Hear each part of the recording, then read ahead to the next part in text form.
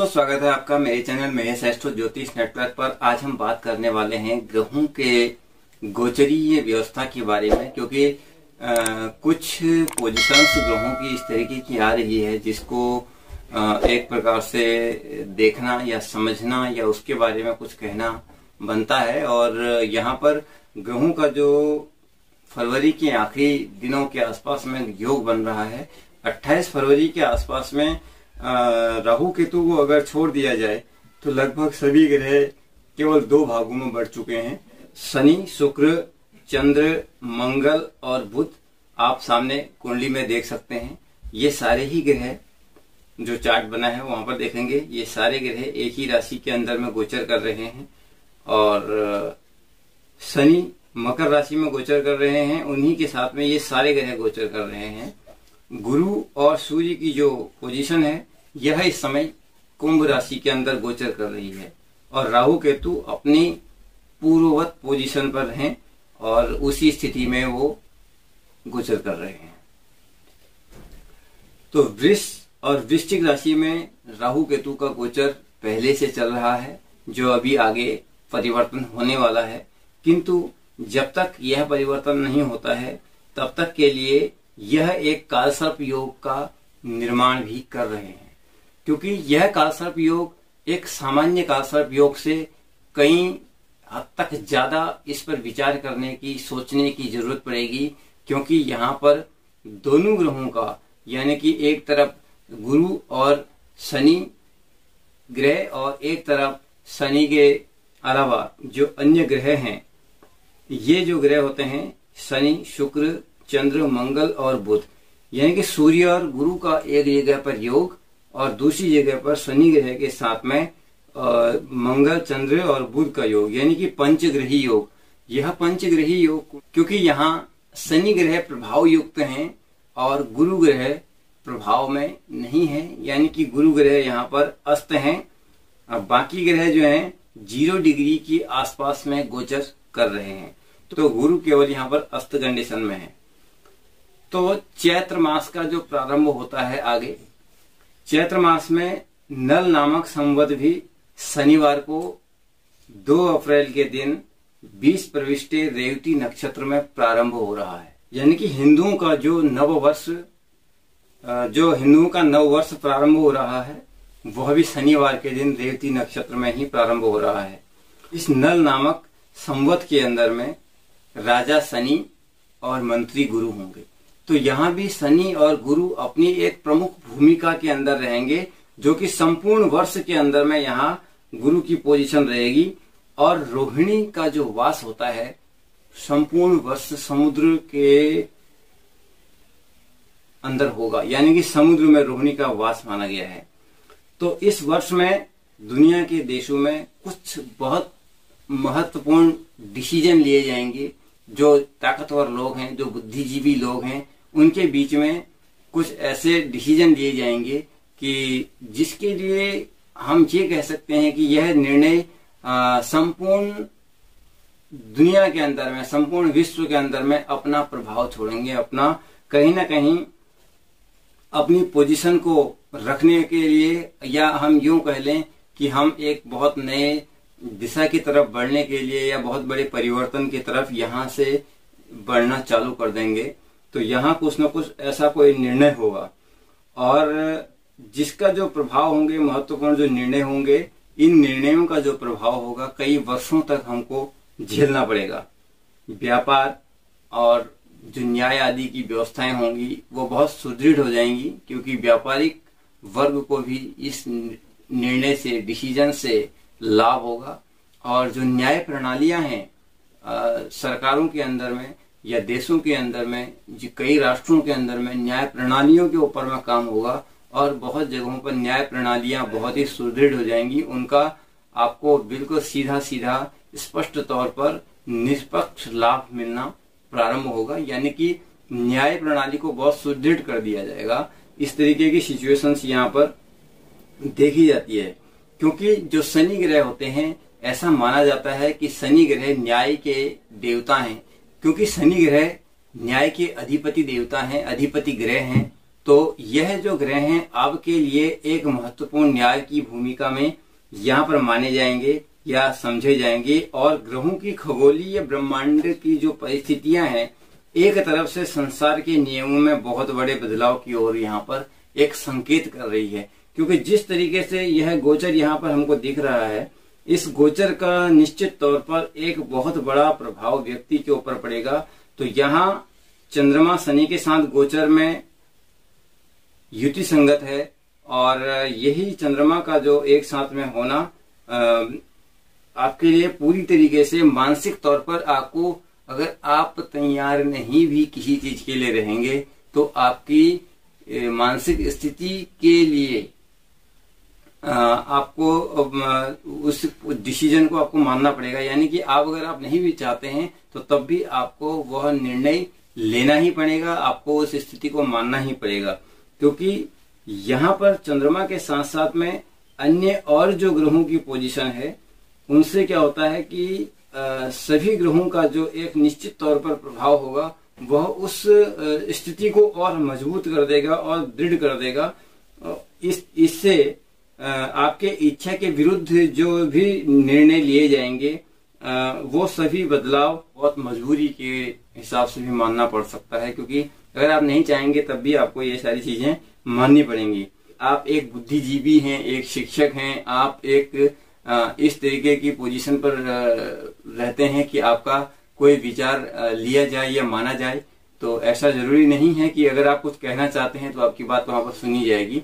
आपकी बात बिना सुने भी आपके लिए यह डिसीजन मान्य कर दिया जाएगा, क्योंकि आप एक बुद्धिजीवी हैं और आप अपना ज्ञान या विचार सरकार के लिए देना चाहते हैं तो आप नहीं दे पाएंगे। आप अपने ज्ञान का प्रयोग, अपने विचारों का प्रयोग सरकार के हितों के लिए या सरकार के नियम कानून व्यवस्था प्रणाली के लिए करना चाहते हैं तो आप नहीं कर पाएंगे। ऐसा हो सकता है कि यहाँ पर जो डिसीजन होंगे वो बहुत हद तक आपके ऊपर एक तरीके से मान्य ही कर दिए जाएंगे कि नहीं, आपको ये सारी चीजें माननी पड़ेंगी। तो इस प्रकार से सरकार कानून व्यवस्था आदि में एक जबरदस्त परिवर्तन ला सकती है, जिसका प्रभाव हम सभी के ऊपर पड़ेगा। यह एक अच्छी बात है और इसमें कुछ बुरा नहीं है। जो भी व्यवस्थाएं होंगी आप सबके हितों में होंगी और कहीं ना कहीं आपके हितों को इसमें रखा जाएगा, आपको उसमें सम्मिलित किया जाएगा। और क्योंकि यह एक बहुत बड़े लेवल पर बदलाव होगा तो इसलिए इस बदलाव का आमूल परिवर्तन पूर्ण विश्व पटल पर दिखाई देगा, परिदर्शित किया जाएगा।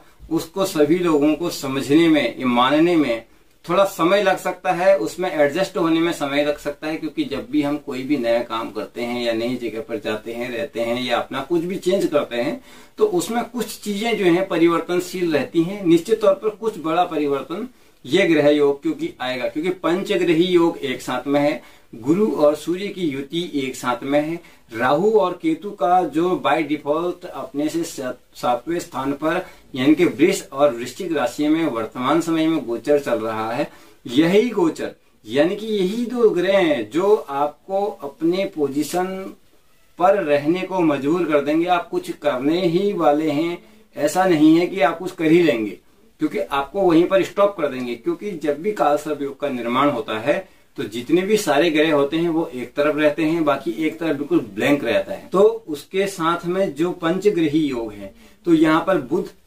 फाइनेंस का भी ग्रह होता है, बुध बुद्धि का भी ग्रह होता है, चंद्रमा मन विचारधारा का ग्रह होता है, भाग्य स्थान का ग्रह होता है, भाग्य का ग्रह होता है, शनि एक बहुत बड़े कठोर दंडात्मक नीति के लिए भी जाने जाते हैं, कठोर डिसीजन के लिए भी जाने जाते हैं। यानी कि शनि का, मेरा जो कहने का आपको मतलब था कि आपकी किसी भी विचारधारा को वहां पर सम्मिलित नहीं किया जाएगा। क्यों नहीं किया जाएगा?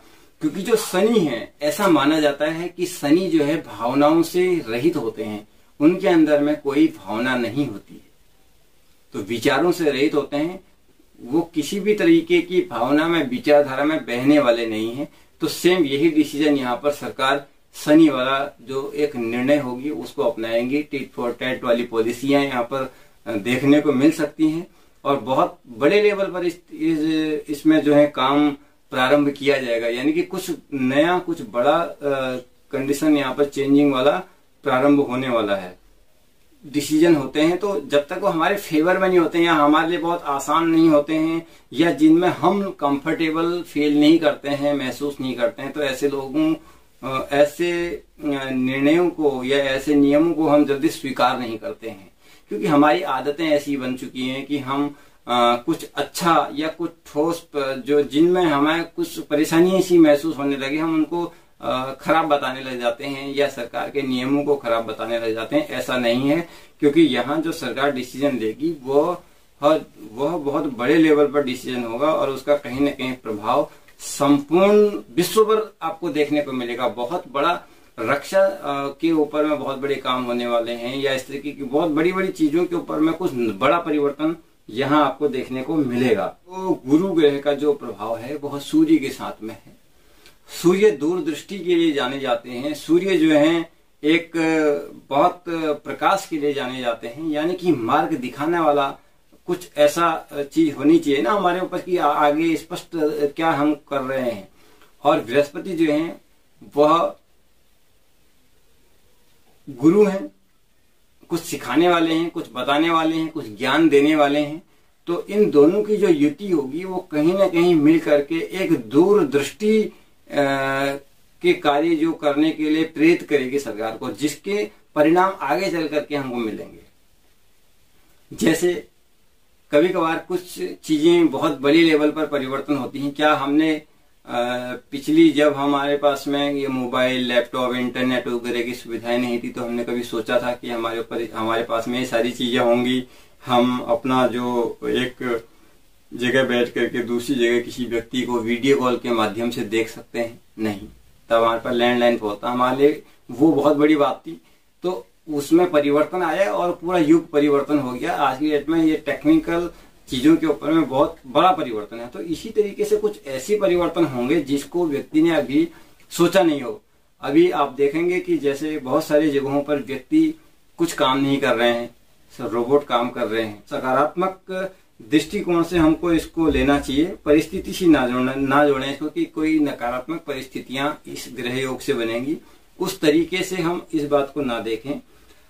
होने वाले अच्छे पॉजिटिव बदलाव की ओर अगर हम सोचते हैं, अच्छे पॉजिटिव बदलाव की तरफ हमारा इशारा है, क्योंकि हम चाहते हैं कि आप ऐसा कोई नेगेटिव माइंड सेट ना करें कि इस योग से बहुत खराब कुछ होने वाला है या कुछ बहुत गलत चीज हमारे ऊपर थोप दी जाएगी, ऐसा नहीं है। जो परिवर्तन योग बन रहा है इसमें बृहस्पति ग्रह और सूर्य ग्रह की जो भूमिका है वो बहुत महत्वपूर्ण है। और उसके साथ साथ में जो पंचग्रही योग हैं और सभी ग्रहों का संयोग मुख्य तौर पर शनि ग्रह की राशि के अंदर शनि ग्रह के साथ में बन रहा है। उसमें चंद्रमा भी हैं, शुक्र भी हैं और इन सभी ग्रहों का इकट्ठा होना, वहां मंगल भी हैं, बुध भी हैं। तो पंचग्रही जो योग हैं, इन योगों में आपको इस तरीके की सिचुएशन को कहीं ना कहीं फेस करना पड़ेगा। किसी न किसी बड़े डिसीजन को आपको आने वाले समय में देखने के लिए तैयार रहना चाहिए और उसके लिए अपने माइंड सेट को बिल्कुल प्रिपेयर रखना चाहिए कि हमारे जो ये डिसीजन है ये हमको मानने ही पड़ेंगे।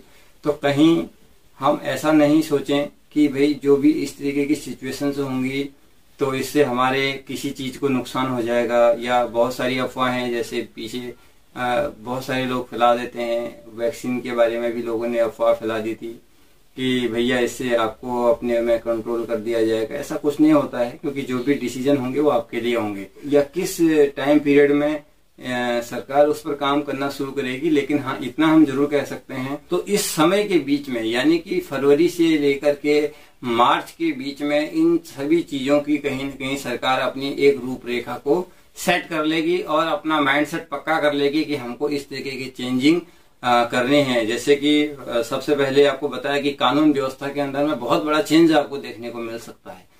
तो इसी के साथ साथ में हमने एक चीज और भी आपके लिए सोची कि कहीं ना कहीं जो ये इस तरीके के योग होते हैं, और हमने कभी ऐसा भी देखा है कि षष्ठग्रही योग भी होता है और सप्तग्रही योग तक भी देखा है। मैंने एक बहुत पहले एक कुंडली देखी थी, जिस कुंडली में केवल अगर हम केतु ग्रह को छोड़ दें तो सारे ग्रह उस व्यक्ति के भाग्य स्थान के अंदर में जाके बैठे हुए थे।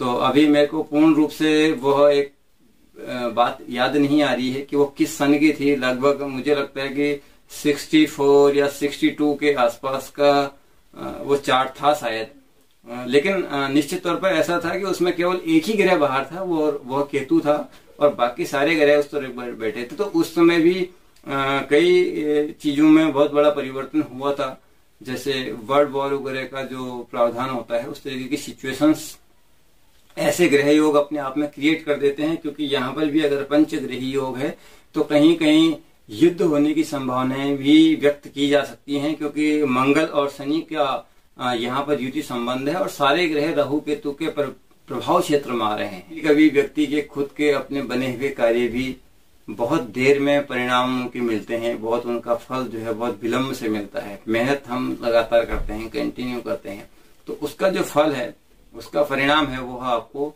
नहीं मिल पाता है। तो मित्रों, यह थी आपके लिए इन ग्रहों के बारे में जानकारी। आज के लिए इतना ही। देखने के लिए धन्यवाद। नमस्कार।